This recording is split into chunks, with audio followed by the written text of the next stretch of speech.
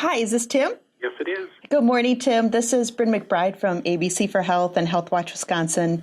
Thanks for speaking with us. I think you know a little bit about ABC and Health Watch Wisconsin because of our interaction with you over the Media Award. I do. And congratulations again. That got such a great reception from our membership. So we were really happy to celebrate you and your great history of work.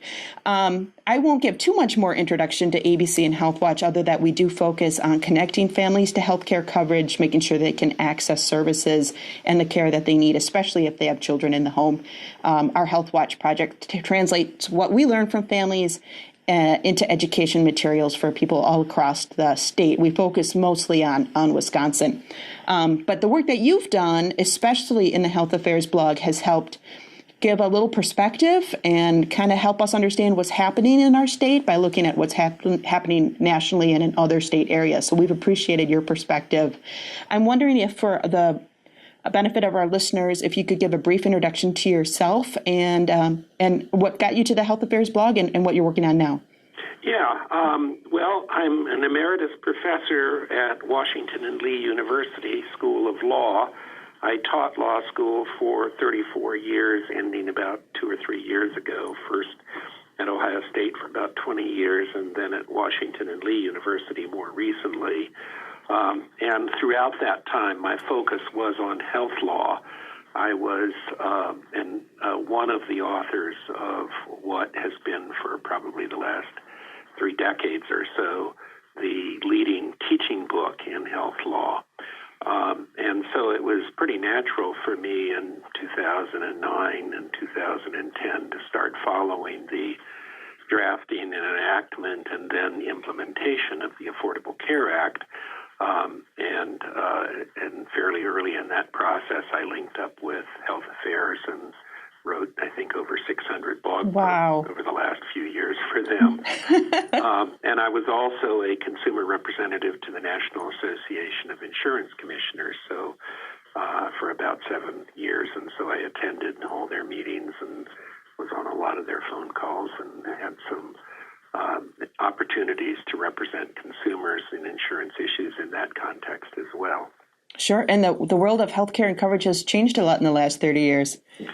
It certainly has. Especially in recent history. Although we still, of course, have a lot of people who are uninsured, and healthcare costs keep going up, and healthcare cost sharing for people keeps going up. So a lot has changed, but a lot has stayed the same. Right. One of the things we wanted to talk to you about specifically is in a lot of your blog posts at Health Affairs, but also more recently when you did a blog for the Commonwealth Fund, you spoke to the instability in the marketplace for a number of reasons, and reinsurance is something you pointed to as a potential solution. I'm wondering if you could give us a brief overview of the concept of reinsurance to start before we talk about more of other market forces. Sure. Yeah, reinsurance is a term that's sometimes used. Sometimes the term invisible high-risk pools is used, and to some extent they're interchangeable, although arguably they're a little different. But the basic idea of reinsurance is that you have a program, often funded by the government, that assumes the risk of very high-cost cases. And that can be done in a couple of ways. Either you can explicitly assume risk above a certain level.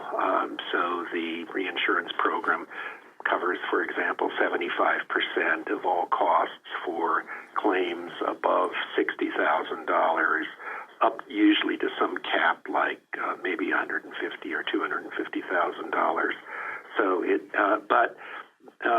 and then the other approach is to assume the risk for people with certain high-cost diagnoses like HIV/AIDS or end-stage cancer or something. And the idea is that, number one, it reduces the cost to insurers and thus allows them to reduce their premiums because they don't have to cover the extraordinarily high-cost cases that account for a very big part of the cost of health care. But secondly, it also reduces the risk that they have to assume, and insurers will charge a premium simply for assuming risk because of the additional uncertainty that they face when they have to cover high-cost cases. And I guess a third potential effect is that it can keep insurers in the market. If an insurer is unsure whether it wants to stay in a particular market or not, the fact that its risk for high-cost cases is reduced might well be the deciding factor that decides the insurer to stay in the market rather than to leave the market. And of course, once you get down to only one insurer in a market, then that insurer is likely to raise premiums as much as possible. So it helps with reducing premiums in that way as well. And reinsurance, we sometimes remind folks, was part of the original Affordable Care Act as some of those risk stabilization factors, along with risk corridors and other market stability forces. Was underfunded in some regards, was politicized in others. And so some states started taking reinsurance on themselves. This last round of the federal spending bill didn't include reinsurance like some had maybe hoped. And that then spurred a couple more states potentially then to look at state reinsurance themselves, like the state of Wisconsin. Can you speak very briefly to that Section 1332 waiver process that some states have used to ask for reinsurance, like the state of Minnesota and Alaska? Yeah, but let me first just comment on a couple of the other things you said Sure. in the question. I think that, reinsurance and another program called the Risk Corridor Program were very important elements of the Affordable Care Act's original vision. And in fact, in the first couple of years of the reinsurance program only lasted 3 years, but in the first couple of years, it did decrease premiums, cut premiums quite significantly. And the Risk Corridor Program was a separate program which was supposed to help out insurers that, they were selling a completely new product that they didn't know how it was going to work out. And so the Risk Corridor Program, the idea behind that was that if you get into trouble with your estimates, we'll help you out. And conversely, if you make a lot more profit, then it's probably fair. We'll take some of that as well.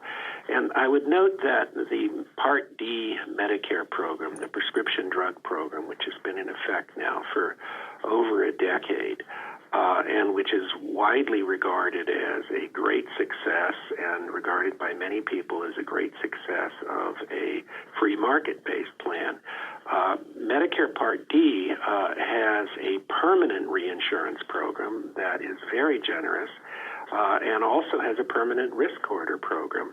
And I would say that one of the primary reasons why Medicare Part D has succeeded is because it did have those programs. And I think it's very unfortunate that the Affordable Care Act didn't include a permanent reinsurance program, and that Congress in 2014, 2015, basically defunded the Risk Corridor Program and left insurers high and dry with the money that they had expected properly that they would be getting from that program. Now, 1332, your question. The Affordable Care Act contained within it a Section 1332 State Innovation Waiver provision, which says that states that wanted to try to innovate, try to come up with a better solution to access to health care, could submit requests to the federal government and ask for waivers of certain provisions, not all, but certain provisions of the Affordable Care Act, so that they could do what they wanted to do on their own. As part of that, there is a pass-through, so that if the federal government saves money, for example, because premiums are lower and therefore the amount that the government has to pay out in premium tax credits are lower, then the state can take advantage of those savings. And so far, there have only been 4 1332 waivers approved, and 3 of those, for Alaska, Minnesota, and Oregon, have involved reinsurance programs. And the basic idea is the state puts up some money, sets up a reinsurance program, and then that reduces premiums, and the money that the federal government saves goes to the state, which the state can then use to fund the reinsurance program. So Alaska this year got $58 million, and was able to reduce its premiums by 20%. Minnesota got about $131 million, was able to reduce premiums by about 15%, and Oregon got about $55 million, and I'm not sure exactly the effect that has had. But it is a program that has been quite successful in allowing states to reduce premiums for everyone who buys coverage in the individual market, not just for people on the marketplaces and not just for people who get premium tax credits. Can you speak to some of the market instability that has caused some of the states to request the waivers in the first place? And this is something you covered very efficiently and very effectively in that Commonwealth blog that we mentioned, to some of the forces that have been considered the destabilizing forces in the marketplace. Yeah, well, I've already mentioned one of them, which was Congress defunding the risk corridor payments in 2015. Another factor was the Obama administration, frankly, allowing people to keep ACA non-compliant plans. Which has now just been extended through December, or proposed to be extended through December 31st of 2019, right? Yeah, it has been extended through 2019. And our state insurance commissioner is doing a public hearing on that in 2 weeks to see if Wisconsin should adopt that same deadline, which it's looking like they want to do again. Yeah. Well, that just means more, people, generally healthy people, are kept out of the risk pool, and so that raises premiums for everybody else. Other things, the Trump administration's decision last fall to defund the cost-sharing reduction payment program, which reimbursed insurers for reducing cost-sharing for high-cost cases, for low-income people, dramatically increased premiums across the market. For lower-income people, that increase was covered by the increased premium tax credits, but for higher income people, it often simply increased their premiums across the board.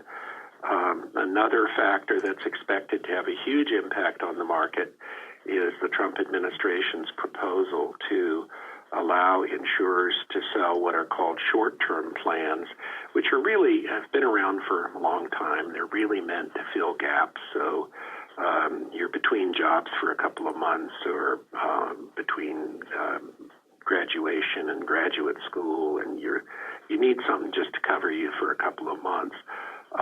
And the short-term plans work in that context. But the Trump administration is proposing to allow them to be sold for anything less than a full year. Your short-term plan could expire at 11:59 on New Year's Eve, which probably wouldn't be a good idea. But in any event, these plans are truly junk coverage. They have high deductibles. They don't cover a lot of basic things. I was heard about a plan. A number of them, for example, don't cover injuries in school sports. Even if you are a perfectly healthy, family, and you just want minimal coverage, certainly one possibility you have to think about is your kid getting injured playing soccer. So they have lots and pages of exclusions and exclude pre-existing conditions, and often have charge more or won't sell to people who have health problems. So those are a real problem, but the thought is that a lot of healthy people are going to sign up for those instead of comprehensive coverage, and that'll drive up premiums. Another proposal is association health plans, which have a long history of scams, fraud, abuse, insolvencies. But the idea is you have a association that sells insurance to small groups, to people who claim to be self-employed, and those are also going to draw people out of the major medical market into inferior coverage. And that's going to drive up premiums. Another factor is the repeal of the individual mandate, and one can debate as to how effective it was, but at least some people who would otherwise have bought coverage are not going to buy it because now they are not going to have to pay a tax penalty if they don't buy it as of 2019. And another just sort of overarching factor that has caused instability and driven up premiums is just the uncertainty and confusion of, every month there's another proposal to undermine the Affordable Care Act. Members of Congress are still talking about repealing it. And insurers, frankly, they are businesses. And when you're working in an environment where there is just continual uncertainty, continual confusion, the government is continually causing confusion, it's really hard to run a business. Mm-hmm. And so I think that has perhaps as much as anything had a big impact on the market. One factor also that I would like to point out, which I think has a major impact on increasing insurance premiums, is the failure of states to expand Medicaid to 138% of poverty. So that includes Wisconsin. We did not take that federal money. Yep. And the effect of that right off the bat is to increase premiums in the individual market. One study showed that premiums in states that did not expand Medicaid were 7% higher than states that did, simply because that means that people with incomes between 100 and 138% of poverty are going to now be covered by insurance in the marketplace rather than by Medicaid, and they tend to be a fairly high-cost population. Mm-hmm. That effect was compounded by the Trump administration's decision last fall to stop paying the cost-sharing reduction payments, because insurers have to dramatically reduce cost-sharing, which is to say deductibles, co-insurance, co-payments, out-of-pocket limits, for people in that 100 to 138% range. And they're going to have to cover through their premiums the cost of doing that. And so that has dramatically increased premiums for insurers in states that have not expanded Medicaid. So if Wisconsin is really serious about trying to reduce the cost of health insurance for its residents, the first step it should take would be to fully expand Medicaid to 138% of poverty. The federal government still pays, I believe, 94% of the cost, and that's just a no-brainer. Mm-hmm. Oh, yeah, agree. We're in total agreement, Tim. One of the things you've spoken to as a consequence of people leaving the individual market, say they go into a short-term plan, it ends up not covering their needs because it has exclusions and everything, or people being priced out of the marketplace, just seems to be a return to the old days of high levels of uncompensated care, high medical debt for families, something the Affordable Care Act very early chipped away at, and now we seem to be creeping back up with uncompensated care levels increasing, and that seems to be the trend of where we're returning to. Yeah, absolutely. Although the good news is that despite everything that the Trump administration did to undermine the Affordable Care Act, we still had enrollment figures in the marketplace for this year that were almost as high as last year. There was just a slight slippage there. Sure. And so I think the bottom line, and there's a recent Kaiser Foundation poll that shows this, people want health insurance. People want the financial security that health insurance gives. People want to know that their families are going to be taken care of. And people don't want junk coverage. People don't want coverage that as soon as you make a claim, they're going to deny it as a pre-existing condition or maybe rescind your coverage altogether, which has happened a lot with short-term plans. So, there's still some hope here. The the ACA is still in effect, and again, hopefully, reinsurance programs are going to help. And we'll end on a positive note. I like that we're being hopeful with our thought people like insurance. Do you think insurance is going to be a voting issue? Absolutely. Yeah. Yeah. Yeah. And I think we've already seen that here in Virginia.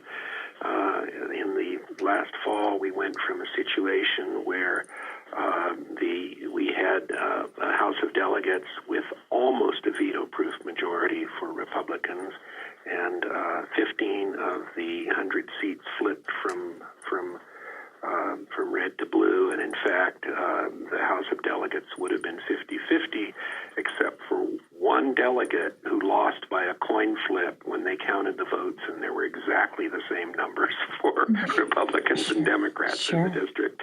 So, but polls showed that health coverage was the issue most on the mind of many of the voters. Yeah. Yeah. Tim, thank you so much. Thank you for your time and your perspective and your expertise on these issues. And I hope our paths cross again soon. Okay, thanks a lot. Thank you. Bye-bye.